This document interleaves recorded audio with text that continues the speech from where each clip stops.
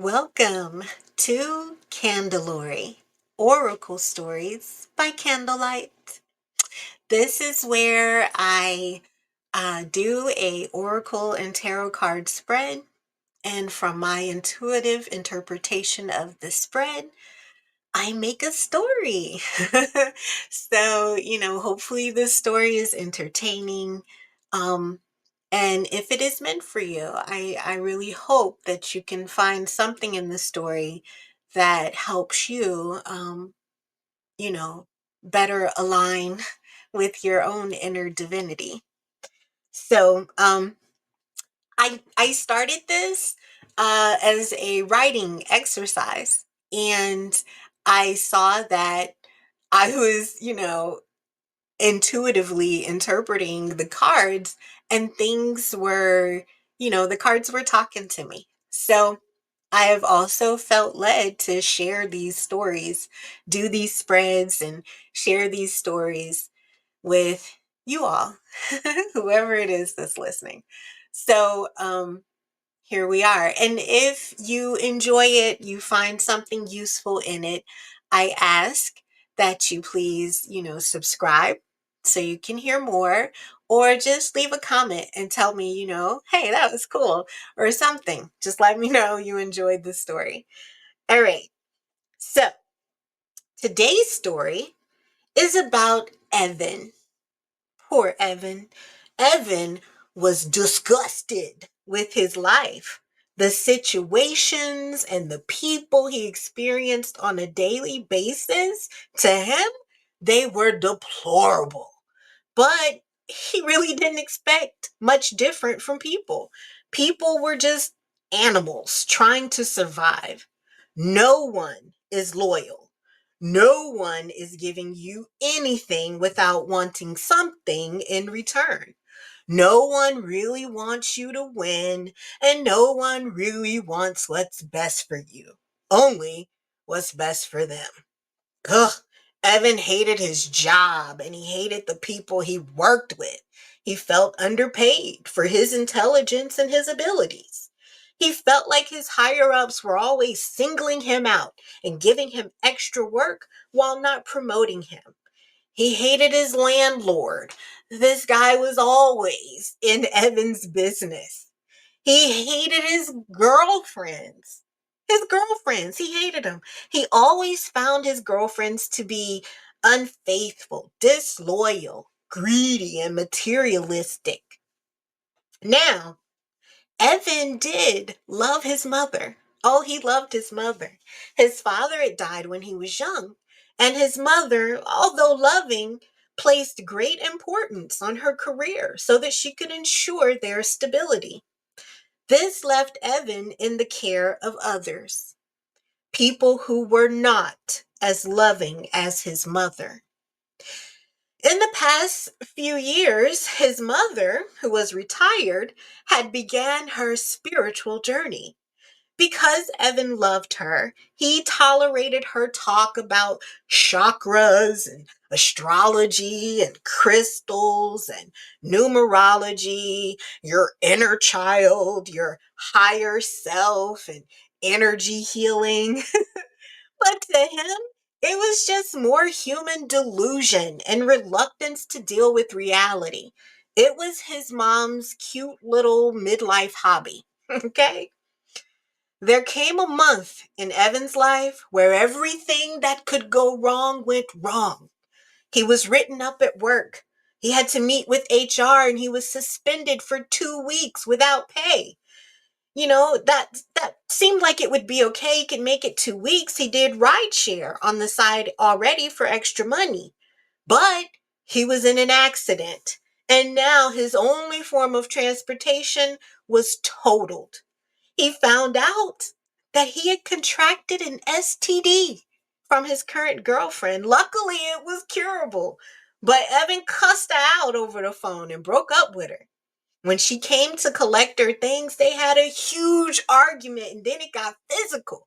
Evan went to jail.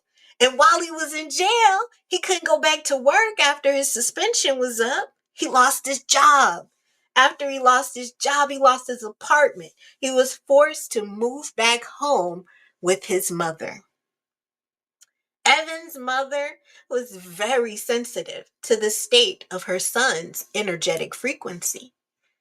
Evan was grateful for the love and nurturing of his mother. She performed several Reiki healings on him.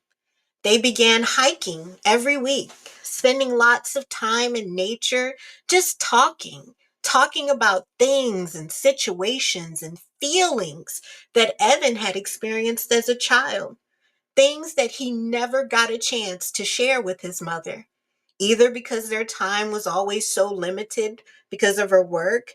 And, Evan only wanted to enjoy the happy times when they got a chance to be together, or whether it's because he saw how hard she worked to provide their life and didn't want to burden her any more than she already was. Through these many talks, Evan was able to unburden the pain of the past and seek and receive his mother's comfort and advice. He was able to release resentment and start to see his life from a more grateful perspective. He had been living in spiritual poverty. Evan began to focus more on the positive in his everyday life and extend grace to others and himself.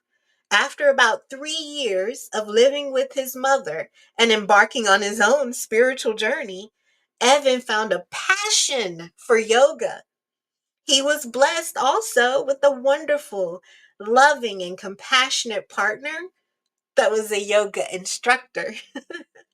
Evan, his wife, and his mom opened a yoga wellness center. He felt like he wanted to be more of what's positive in the world instead of what is negative. Woo!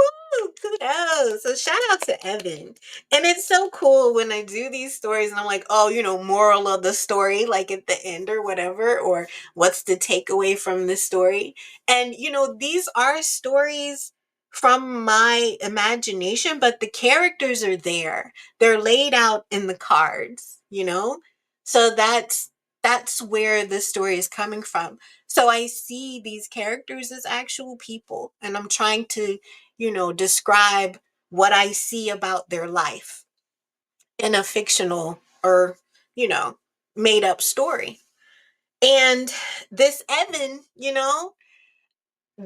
that's a lot of us. And sometimes I feel like that is the aim of society here in America, is to drive people into a state of just constant negativity where they just don't think that they can win. And they just think they have to do the best that they can. And, everything it's like people live in a place of pain. But for Evan, he did have the support of his mother. Everyone doesn't have that, you know?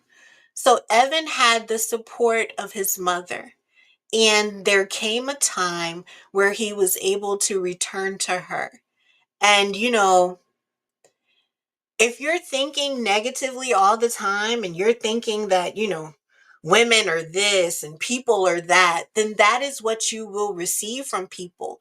Sometimes, even if they're trying to be good to you, you will only see negativity. So you won't even be able to receive good when it comes to you.